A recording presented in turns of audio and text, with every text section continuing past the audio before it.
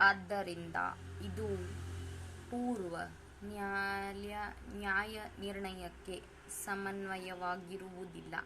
ಇದಲ್ಲದೆ ಎರಡನೇ ಎದುರುದಾರರು ಕಾನೂನಾತ್ಮಕ ಸಮ್ಮತ ರೀತಿಯಲ್ಲಿ ನಡೆದುಕೊಳ್ಳಬೇಕಾಗಿತ್ತು. ಆ ಮೂಲಕ ಅಪೀಲುದಾರರ ಮೇಲೆ ಮೂರನೇ ಎದುರುದಾರನನ್ನು ಇರಿಸುವರೆಂದು ನಿರೀಕ್ಷಿಸಲಾಗಿತ್ತು. ಹಾಗೆ ಮಾಡಲು ವಿಫಲವಾಗಿದ್ದರಿಂದ ಪ್ರಸ್ತುತ ರಿಟ್ ಅರ್ಜಿಯನ್ನು ಸಲ್ಲಿಸುವುದು ಅವರಿಗೆ ಅನಿವಾರ್ಯವಾಯಿತು ಮತ್ತು ಮಾನ್ಯ ಏಕಪೀಠ ನ್ಯಾಯಾಧೀಶರು ಸರಿಯಾದ ದೃಷ್ಟಿಕೋನದಲ್ಲಿ ಸಂಬಂಧಪಟ್ಟ ವಿನಿಮಯಗಳ ಗುಣಾರ್ಹತೆಗಳನ್ನು ವಿವೇಚಿಸಿ ರಿಟ್ ಅರ್ಜಿಯನ್ನು ಪುರಸ್ಕರಿಸಿದ್ದಾರೆ. ಈ ಸಂಬಂಧದಲ್ಲಿ ಮಾನ್ಯ ಏಕಪೀಠ ನ್ಯಾಯಾಧೀಶರ ಆದೇಶದಲ್ಲಿ ಯಾವುದೇ ತಪ್ಪಾಗಿರುವುದಿಲ್ಲವೆಂದು ನಿವೇದಿಸುತ್ತಾ ರಿಟ್ ಅಪೀಲನ್ನು ವಜಾಗೊಳಿಸಲು ಪ್ರಾರ್ಥಿಸಿರುತ್ತಾರೆ. 8th paragraph. ಅರ್ಜಿದಾರರ ಪರ ಮಾನ್ಯ ಹಿರಿಯ ವಕೀಲರು ಕರ್ನಾಟಕ ವೈದ್ಯಕೀಯ ವಿಜ್ಞಾನಗಳ ಸಂಸ್ಥೆಯ ನಿಯಮ ಮತ್ತು ವಿನಿಮಯ ಉಪವಿಧಿಗಳನ್ನು ಒಳಗೊಂಡಂತೆ 13ನೇ, 15ನೇ ಮತ್ತು 17ನೇ ನಿಯಮಗಳ ಕಡೆಗೆ ಈ ನ್ಯಾಯಾಲಯದ ಗಮನವನ್ನು ಸೆಳೆದಿದ್ದಾರೆ. ಅದನ್ನು ಈ ಮುಂದಿನಂತೆ ಓದಲಾಗಿದೆ. ಹುದ್ದೆಯ ನೇಮಕಾತಿ.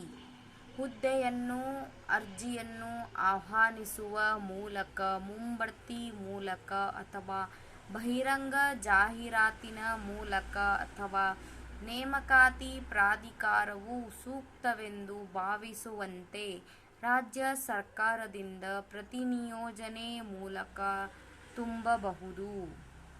ಕಿಮ್ಸ್ ಹುಬ್ಬಳ್ಳಿ ಉಪವಿಧಿಗಳು 1995ರಲ್ಲಿ 14ನೇ ಬಾಬು ಉಪವಿಧಿಯ 1ನೇ ಖಂಡದ ತರುವಾಯ ಈ ಮುಂದಿನ ಟಿಪ್ಪಣಿಯನ್ನು ಸೇರಿಸತಕ್ಕದ್ದು. ಟಿಪ್ಪಣಿ: ಸಂಸ್ಥೆಯ ಆಡಳಿತದ ಎಲ್ಲ ಹಂತಗಳಲ್ಲಿ ಹೆಚ್ಚು ಕಾರ್ಯನಿರ್ವಹಣಾತ್ಮಕ ಹೊಂದಾಣಿಕಾ ವ್ಯವಸ್ಥೆಯನ್ನು ಕಲ್ಪಿಸುವ ಎಲ್ಲ ವೃಂದಗಳಲ್ಲಿನ ಎಲ್ಲ ಖಾಲಿ ಹುದ್ದೆಗಳನ್ನು ಸರ್ಕಾರದಿಂದ ಲಿನಗೊಂಡ ಅರ್ಹ ಮತ್ತು ವಿದ್ಯಾರ್ಹತೆ ಉಳ್ಳ ವ್ಯಕ್ತಿಗಳನ್ನು ಮುಂಬಡ್ತಿಯ ಮೂಲಕ ತುಂಬತಕ್ಕದ್ದು.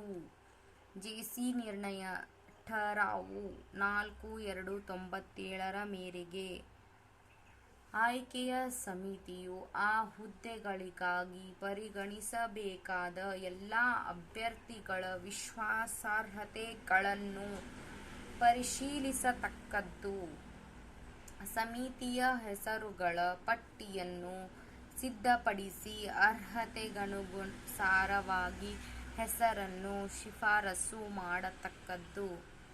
ಪೂರ್ವಾಧಿ ಕರ್ತವ್ಯಕ್ಕೆ ಸೇರ್ಪಡೆಯಾದ ದಿನಾಂಕದಿಂದ 6 ತಿಂಗಳೊಳಗೆ ಮರಣ, ರಾಜೀನಾಮೆ ಅಥವಾ ಯಾವುದೇ ಇತರ ಕಾರಣದಿಂದಾಗಿ ಯಾವುದೇ ಹುದ್ದೆಗಳಲ್ಲಿ ಖಾಲಿ ಸ್ಥಾನವು ಉಂಟಾದಾಗ ಸಮಿತಿಯು ಯಾರನ್ನಾದರೂ ಶಿಫಾರಸು ಮಾಡಿದ್ದರೆ ನೇಮಕಾತಿ ಪ್ರಾಧಿಕಾರವು ಆ ನಿಕಟ ಅಭ್ಯರ್ಥಿಗಳನ್ನು ಆಯ್ಕೆ ಮಾಡಬಹುದು.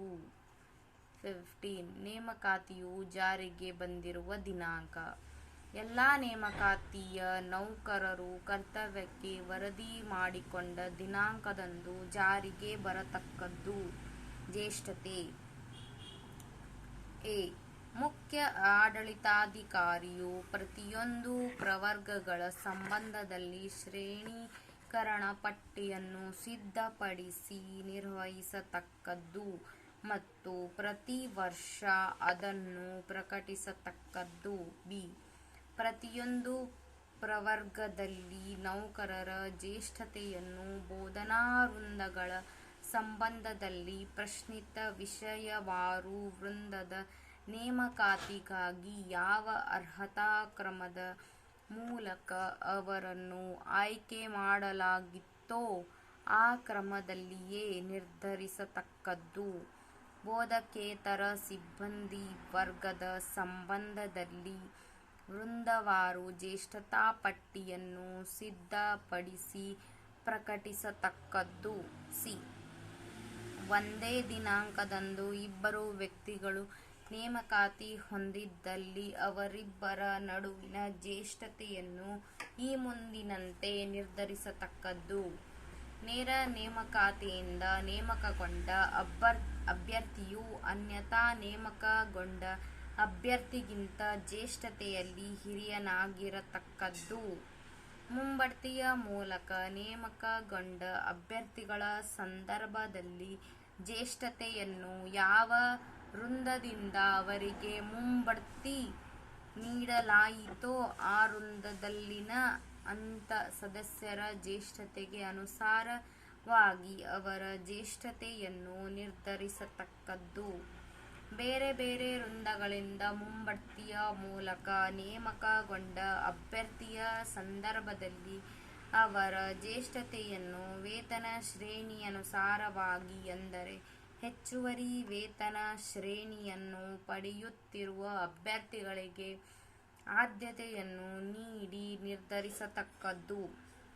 ಒಂದೇ ದಿನಾಂಕದಂದು ಇಬ್ಬರು ಅಭ್ಯರ್ಥಿಗಳು ಸೇವೆಗೆ ಸೇರಿದ್ದರೆ ಆಯ್ಕೆ ಪಟ್ಟಿಯಲ್ಲಿರುವ ಅವರ ಜ್ಯೇಷ್ಠತೆಯನ್ನು ಪರಿಗಣನೆಗೆ ತೆಗೆದುಕೊಳ್ಳತಕ್ಕದ್ದು.